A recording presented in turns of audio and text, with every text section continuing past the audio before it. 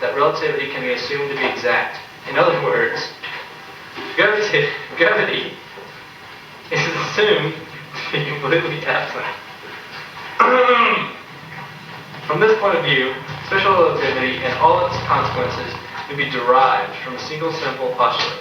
In the presence of gravity, however, the approximate nature of special relativity may manifest itself. So the principle of equivalence is invoked to determine how matter responds.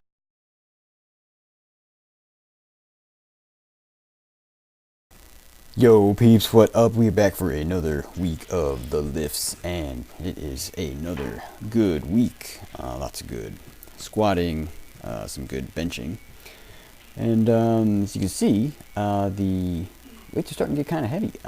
Doing 185 here on the squats for 6 sets of 5 with 1 minute in between sets.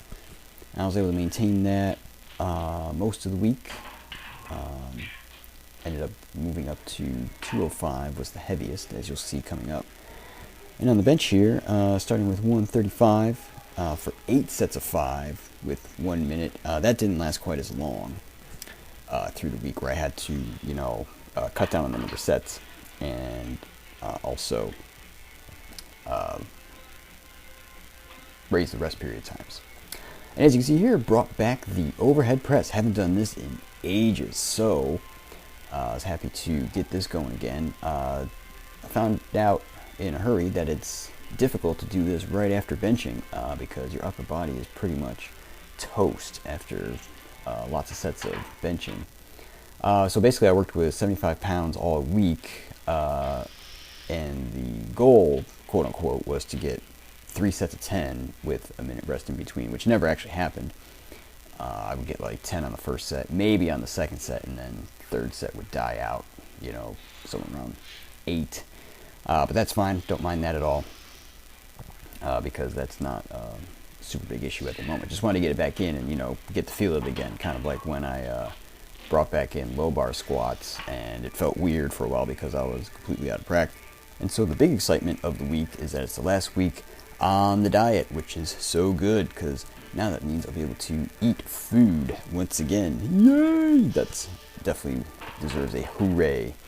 That being said, still on low calories, but I felt that this week went quite well, particularly Tuesday's workout, which will be coming up momentarily here, where I did 205 for 6 sets of 5 on the squats with only 1 minute in between sets, and it went pretty well. It was difficult, but it went well. And also the bench press on Tuesday, which was 165 for 6 sets of 5, or 155 I should say, for 6 sets of 5 with a minute in between sets. And that's really not too far off in terms of weight of where I was, when I was pushing good weights in the beginning part of the year. And a couple things. One was I wasn't, benching and squatting every single day. I would do different variations each day, not the same thing like I've been doing this week. And also I was taking quite a bit more rest in between sets, 3-4 minutes. Here I'm only taking like 1 minute. So I'm pretty happy with how the lifting has gone this week.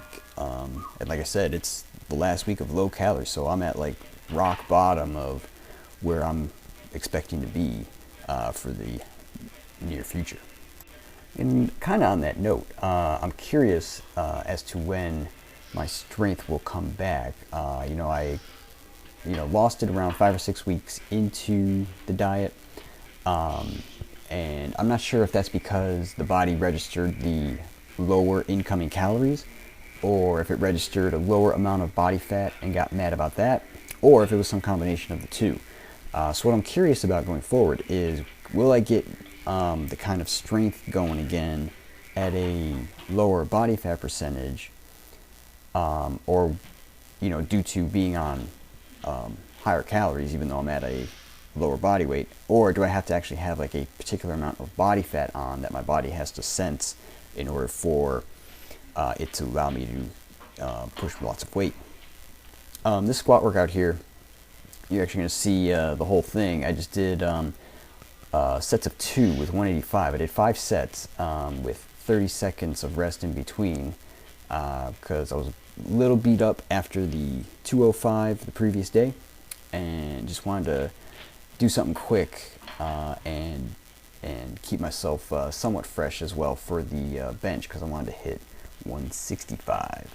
Going forward from here, diet-wise, we're going up to, I've been on 1,500 calories a day for the last 5 weeks. We're going up to 2,000 on average, and my plan for increasing calories is as follows. If I either lose weight or there's no change in my weight, I plan to add 100 calories, and I'm going to do that in a 4-to-1 carb to fat ratio. So it's actually going to be like 16 grams carbs and 4 grams of fat would be 100 calories. If I gain between 0 and a quarter pound, the idea is to add 50 calories, which would only be 8 carb and 2 fat. And if I gain between a quarter and a half pound, I'm going to add 25 calories, which is 4 carb and 1 fat. And if I gain any more than that, I'm going to hold calories for the following week. And that's the plan for how I want to push up the calories for the reverse diet. Protein's going to stay the same. I usually eat around 140 a day. It's actually a good topic for another video to talk about why I do my protein the way I do it. Because most people, and I was like this too at first, go by how many grams of protein should I eat in a day, and that's really not the best way to go about looking at it.